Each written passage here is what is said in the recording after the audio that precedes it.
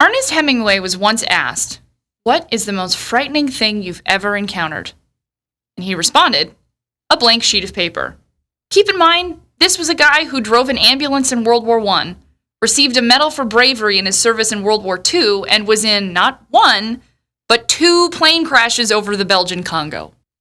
Feeling creatively dry can be downright terrifying, and it can mess with your self-esteem and mental health. But never fear, we at Wellcast are here. Okay, sorry. Look, we can't finish your painting or novel for you, but we can give you our triple F plan for defibrillating your creative pulse. You ready? But first, what causes a temporary lack of creativity? There are many explanations, and here's one. A neuroresearcher named Alice Flaherty conducted brain scans on people who said they were experiencing writer's block. And she found 2 interesting things happening in their brains. First of all, the subjects had decreased activity in the frontal lobe. This makes sense, because the frontal lobe is responsible for most language faculties. When these people said they were having trouble forming words, they weren't lying. More interestingly, however, was that people with writer's block had increased activity in their temporal lobes. That's the part of the brain that assigns meaning to language. Basically, their ability to use language decreased, but their need to provide meaning increased. They were metaphorically speechless, but bursting with things to say. Here's the takeaway from this, though. It means that a creative rut doesn't necessarily mean a lack of creativity. It just means a temporary inability to express it. So, how do we get around that? While science hasn't given us a hard and fast answer for how to dodge these creative impasses, artists the world over have found a bunch of ways around them. For example, acclaimed singer-songwriter Tom Waits reportedly addresses his creativity as if it's another person.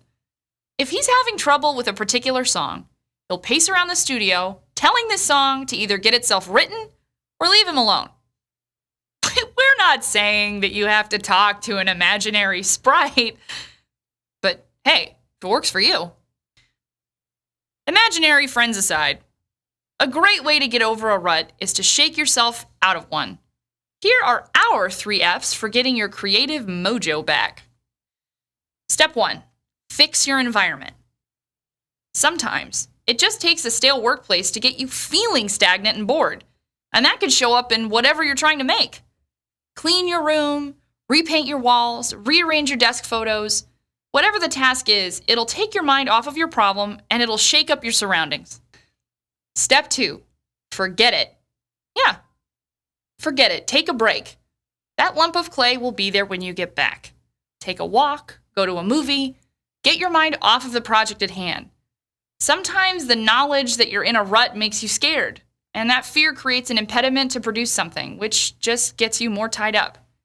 If you try to forget about your project for a day, you might come back with a fresh eye and some new ideas. Step 3, force yourself to fail. Yeah, it's counterintuitive, but one of the things that can keep you in a rut is habit. If you force yourself to attempt something that you're not that great at, say drawing with your left hand instead of your right, or learning a heavy metal song on guitar when you've only ever played classical, then you won't be able to fall into a familiar, boring pattern. You might not be great at whatever you try, but it won't be boring. So next time you feel like your ideas are going nowhere, try our 3 F's. Fix your environment, try to forget the project for a bit, and finally, force yourself out of your comfort zone. Mess up. See what comes of it. Tweet us at WatchWellcast, email us at watchwellcast@gmail.com, or leave a comment down below. We'll see you next time.